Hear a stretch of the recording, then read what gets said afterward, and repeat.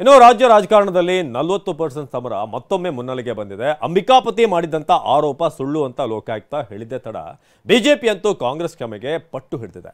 ಜೊತೆಗೆ ವಾಗ್ಬಾಣಗಳನ್ನು ಕೂಡ ಪ್ರಯೋಗ ಮಾಡ್ತಾ ಇದೆ. ಇದಕ್ಕೆ ಕೌಂಟರ್ ಕೊಟ್ಟಿರುವಂತಹ ಕಾಂಗ್ರೆಸ್ ಕೊರೋನಾ ಹಗರಣವನ್ನ ಹೆಚ್ಚಾಗಿ ಬಿಂಬಿಸೋದಕ್ಕೆ ತೀರ್ಮಾನ ಮಾಡಿದೆ.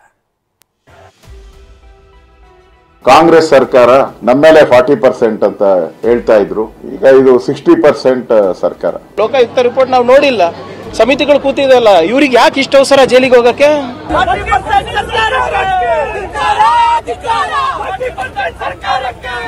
ತಪ್ಪಾಗಿದ್ರೆ ನೀರು ಕುಡಿತಾರೆ ಬಿಡಿ, ನಮ್ಗೇನು. ಯಾರು ತಪ್ಪು ಮಾಡಿದಾರ ಅವ್ರು ನೀರು ಕುಡಿತಾರೆ.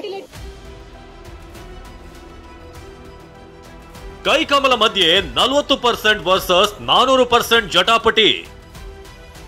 ಕಾಂಗ್ರೆಸ್ 100% ಸರ್ಕಾರದಿಂದ ಬಿಜೆಪಿ ಗುಡುಗಿದ ಕೈಪಡೆ.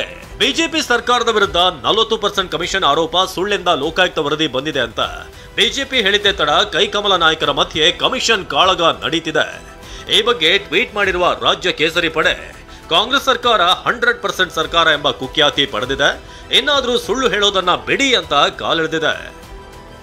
ಇನ್ನು ಕಾಂಗ್ರೆಸ್ ವಿರುದ್ಧ ಕೆರಳಿದ್ದ ವಿಪಕ್ಷ ನಾಯಕ ಅಶೋಕ್ ಇದು 60% ಸರ್ಕಾರ ಎಂದಿದ್ರು. ಈ ಮಾತಿಗೆ ಕಾಲೆಳೆದಿರುವ ಪರಮೇಶ್ವರ್ ತಮ್ಮ ಆರೋಪಕ್ಕೆ ಸಾಕ್ಷ್ಯ ನೀಡಿ ಎಂದಿದ್ದಾರೆ. ಇವತ್ತು ಕಾಂಗ್ರೆಸ್ ಸರ್ಕಾರ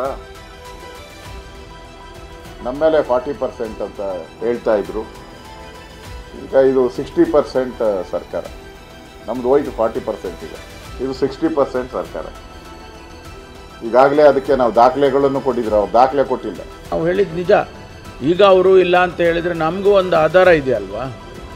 ಲೋಕಾಯುಕ್ತದವರು ಹೇಳಿದ್ದ ತಕ್ಷಣಕ್ಕೆ ನಾವು ಅದನ್ನು ನಾವು ಕೂಡ ಪರಿಶೀಲನೆ ಮಾಡ್ತೀವಿ. ಅವ್ರು ಹೇಳೋದವ್ರು ಹೇಳ್ತಾರೆ, ಅವರು ಪ್ರೂಫ್ ಮಾಡಬೇಕಲ್ಲ. ಈಗ 100% ನಮ್ಮದು ಭ್ರಷ್ಟಾಚಾರ ಇದೆ ಅಂತ ಅವರು ಪ್ರೂವ್ ಮಾಡಬೇಕಲ್ಲ, ಮಾಡಲಿ ಅವರು. ಎಷ್ಟೇ ಅಲ್ಲ, ಬಿಜೆಪಿಯರದ್ದು 40 ಅಲ್ಲ 400% ಸರ್ಕಾರ ಅಂತ ಪ್ರಿಯಾಂಕ್ ಖರ್ಗೆ ತಿವಿದಿದ್ದಾರೆ.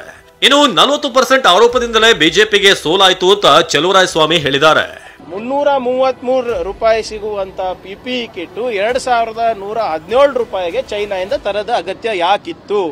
ಅದಕ್ಕೆ ಉತ್ತರ ಕೊಟ್ರೆ ಸರ್, ಅದೇ ಅಲ್ವಾ 40% ಅಲ್ಲ 400% ಸರ್ಕಾರ. ಅದು ಹಗರಣದಿಂದ ಯಾರ ಸರ್ಕಾರ ಉಳಿತದ? ಇವ್ರ ಹಗರಣ ಇತ್ತು, ಉಳಿತಾ? ಟರ್ಮ್ ಮುಗಿಸಿದ್ರಲ್ವಾ? ನಮ್ಮ ಹಗರಣ ಏನೂ ಇಲ್ಲ. ಪಿಎಂ ಕೇರ್ಸ್ ಫಂಡ್ ನಿಂದ ಬಂದ ವೆಂಟಿಲೇಟರ್ ಗುಣಮಟ್ಟದಲ್ಲ. 40% ಆರೋಪದಿಂದ ಮುಕ್ತರಾಗಿದ್ದೇವೆ ಅಂತ ಬೀಗ್ತಿರುವ ಬಿಜೆಪಿಗರಿಗೆ ಕಾಂಗ್ರೆಸ್ ಕೊರೋನಾ ಹಗರಣದ ತನಿಖೆಯನ್ನ ಚುರುಕುಗೊಳಿಸಲು ಮುಂದಾಗಿದೆ. ಪಿಎಂ ಕೇರ್ಸ್ ಫಂಡ್ ನಿಂದ ಬಂದ ವೆಂಟಿಲೇಟರ್ ಗುಣಮಟ್ಟದಲ್ಲೂ ಕೂಡ ಅವ್ಯವಹಾರ ನಡೆದಿದೆ ಅಂತ ದಿನೇಶ್ ಗುಂಡೂರಾವ್ ಆರೋಪ ಮಾಡಿದ್ದಾರೆ. ಈ ಕುರಿತು ಮಾತನಾಡಿದ ಸೋಮಣ್ಣ, ಉಪ್ಪು ತಿಂದವರು ನೀರು ಕುಡಿತಾರೆ ಎಂದಿದ್ದಾರೆ. ಪಿಎಂ ಕೇರ್ಸ್ ಫಂಡ್ ಅದು ಸರ್ಕಾರದ ಫಂಡೇ ಅಲ್ಲ. ಪಿಎಂ ಕೇರ್ಸ್ ಒಂದು ಖಾಸಗಿ ಫಂಡ್ ಮಾಡ್ಕೊಂಡ್ಬಿಟ್ರು ಕೋವಿಡ್ ಸಂದರ್ಭದಲ್ಲಿ. ಪಿಎಂ ಕೇರ್ಸ್ ಅಂತ ಮಾಡಿ ಎಲ್ಲರೂ ತಿಳ್ಕೊಂಡಿದ್ದು ಸರ್ಕಾರದ ಫಂಡ್ ಅಂತ, ಅದೇ ಇದು ಪ್ರೈವೇಟ್ ಫಂಡ್ ಆಯ್ತು. ಅದರ ಬಗ್ಗೆ ತನಿಖೆ ಆಗ್ಬೇಕೀಗ. ತನಿಖೆ ಮಾಡೋದಕ್ಕೆ SIT ನಾವು ಮಾಡಿದೀವಿ. ಈಗೆಲ್ಲ ಹೊರಗೆ ಬರ್ತಾ ಇದೆ. ಪದೇ ಪದೇ ದ್ವೇಷ ಇದಾಗಬಾರ್ದು. ಅದು ಸಿದ್ದರಾಮಯ್ಯನವರಂತವರು ಇವೆಲ್ಲ ಕೈ ಹಾಕ್ಬಾರ್ದು. ತಪ್ಪಾಗಿದ್ರೆ ನೀರು ಕುಡಿತಾರೆ ಬಿಡಿ, ನಮ್ಗೇನು. ಯಾರು ತಪ್ಪು ಮಾಡಿದಾರ ಅವ್ರು ನೀರು ಕುಡಿತಾರೆ. ಅದೇನೇ ಇದ್ರು ತಪ್ಪಾಗಿದ್ರೆ ನೀರು ಕುಡಿತಾರೆ. ಕಳೆದ ವಿಧಾನಸಭಾ ಚುನಾವಣೆ ಹೊತ್ತಲ್ಲಿ ಭುಗಿಲೆದ್ದಿದ್ದ ಕಮಿಷನ್ ಕದನ ಇದೀಗ ಉಪಚುನಾವಣೆ ಸಂದರ್ಭದಲ್ಲಿ ಮತ್ತೆ ಜೀವ ಪಡೆದುಕೊಂಡಿದೆ. ಉಪಚುನಾವಣೆ ಫಲಿತಾಂಶ ಬಳಿಕ ಈ ವಿಚಾರ ಮತ್ತಷ್ಟು ತಾರಕಕ್ಕೇರುವ ಸಾಧ್ಯತೆ ಇದೆ. ಇದಕ್ಕೆ ಕೌಂಟರ್ ಆಗಿ ಕಾಂಗ್ರೆಸ್ ಕೊರೋನಾ ಅಸ್ತ್ರವನ್ನ ಕೈಯಲ್ಲಿಟ್ಟುಕೊಂಡಿದೆ.